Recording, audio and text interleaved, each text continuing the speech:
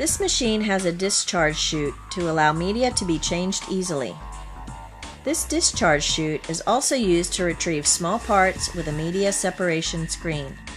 Next, we have the fluid system. It consists of a pump, bracket, control valve, and fluid lines. This is a simple fluid system, but it will make a big difference in how your parts come out. To power the machine and pump, we are going to use a duplex box with 2 outlets and a 20 amp switch. We could also use this C&M top-line timer box. It allows you to set the run time and switch on the pump separately. This machine needs to be anchored directly to the floor. There should be no vibration isolators under the base. The first part we're going to deburr is aluminum. Put 100 pounds of green plastic media in the machine for this process. You can see the media level is about 4 inches from the top. It is important to keep the media level high in the tank. Put 2 cups of VF77 compound in the bucket that is filled with water. Compound is soap that is specially formulated for deburring machines.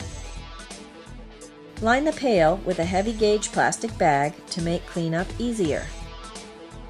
It is important to keep the media level high. This will ensure good media rotation and more part capacity with less part impingement. Turn the machine on. Adjust the water flow with the brass valve. We want enough water going through the machine to keep it flushed, but we don't want any standing water in the tank. This is how your media should be rotating.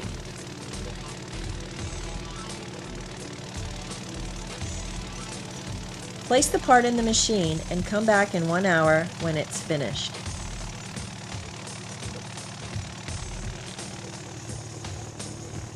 An hour has passed. The operator simply reaches in the media and retrieves the part. It should be rinsed with clean water and dried. Next, we will run a steel part. We are going to change the media to a gray ceramic. Open the discharge door and dump the plastic media in pails. Control the media discharge rate by cycling the machine on and off. Replace the door and fill the machine with 150 pounds of gray ceramic media. Change the water and add 2 cups of VF100 compound. This compound is for steel. Now, turn the machine on and adjust the water flow as before. Place the parts in the machine. We want just enough water to keep the media wet. After it has run for an hour and a half, reach in and retrieve the parts. Next, we will show you how to polish. We're going to use 6mm white porcelain spheres and VF150 burnishing compound.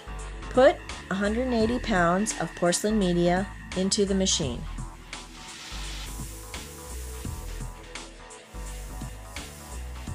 Look at the media level again. Change the water and add 2.5 cups of VF150 compound. Turn the machine on, adjust the water, and put the parts in the media. Polishing requires more water and soap. This extra liquid adds lubricity between the media and parts and helps the process. Polishing can take from 30 minutes to an hour and a half.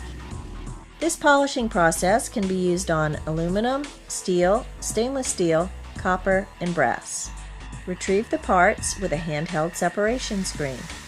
Hold the screen and pail under the chute. Open the door and the media is discharged over the screen. This makes it easy to retrieve small parts.